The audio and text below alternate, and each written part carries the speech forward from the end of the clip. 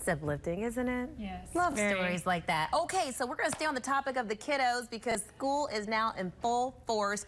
So we want to do all that we can to keep them safe. Yes. And of course, our friend Melanie here with Community Ambulance with some great information for us. Thanks for having me. She always keeps us informed with some really, in this case, could be life-saving information to pass along, right?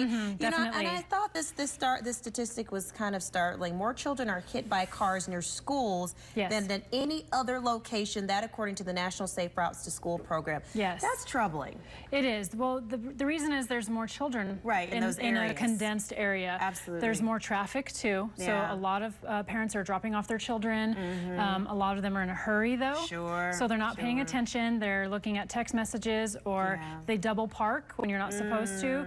Children will take risks. That's true. They don't weigh the consequences. So they'll dart out between cars instead of using a crosswalk, especially if they're running late. Oh yeah. So parents definitely need to leave early. Make sure you have enough time, especially if you're going to a very busy school zone. Just anticipate the kids are going to be unpredictable. Yes. So you just really have to use an overabundance of caution, and there's always going to be traffic in a school area within a couple blocks. So you always need to pay attention to the kids on the street. Another thing you said is a lot of times in some of our communities we don't have sidewalks. So the kids are literally riding on the side of the street. And what's one thing you said? I mean, what do kids tell you is the most frightening for I them? asked my stepkids, what is the thing that worries you the most about walking or riding to school by yourself? And my oldest said that cars zoom by and they don't slow down and they don't give 3 feet clearance. It is Nevada law that you have to give 3 feet clearance to any bicyclist, irregardless. So the best thing to do is to slow down.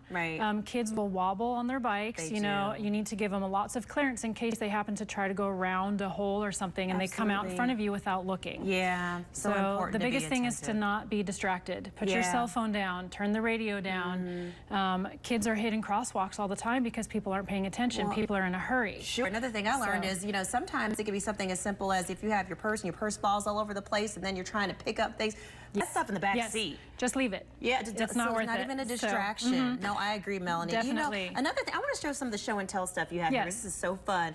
Okay, this is awesome, first of all. This helmet, we're going to go with the helmet first. There we go. Check out the colors and look. It lights up. It lights up. So definitely if kids are riding around dawn or dusk, some children do go to school a little bit earlier, especially if they're playing sports, extracurricular activities. They'll come home, you know, around 6 or 7 in the evening when it starts to get darker. They definitely need to have reflective gear. You can get iron-on reflective strips to put on their backpacks for a couple dollars online. Also, you can get running bands that actually flash. You can get anything that reflects.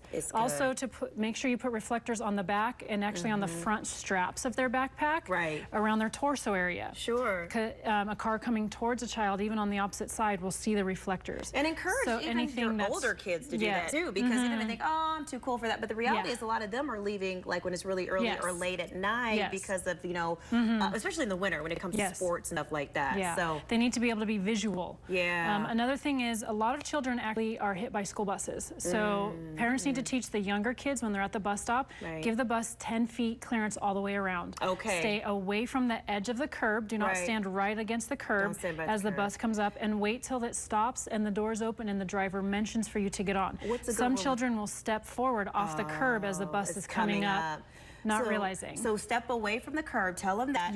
And then maybe a good rule of thumb, they should be able to kind of look into the bus driver's, you know, eyes. If they can't see them, then, you know, they're too close. And the bus driver will open the doors and say, okay, it's time to get on. That's when you know it's safe because they have the stop bar out and no cars are going to come by either. These are just good tips not only for us as, you know, people on the roadways and people in the community to keep in mind, but also to tell your kids so we can keep everybody safe. Melanie, thank you. Absolutely. Thank you for having me. Stay with us. We'll be right back.